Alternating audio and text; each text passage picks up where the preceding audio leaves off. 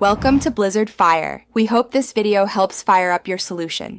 You start by shutting off the water and draining the toilet so you can work safely. Once drained, disconnect the supply line and remove the tank or the whole fixture if you can. This lets you reach the full wall. While the toilet is out, measure the wall height and width and cut panels with a 2 overlap for trimming. Make sure pattern repeats align across panels. This saves fit problems later and makes the hanging step straightforward and precise. Once done priming, you apply adhesive to the back of the paper or the wall per manufacturer instructions.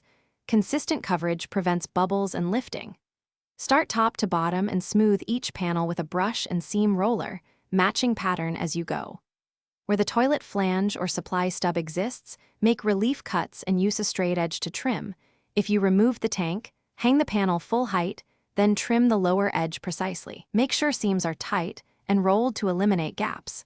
After wallpaper cures per label time, you reinstall the toilet using a new wax ring or gasket and torque the bolts evenly to avoid rocking.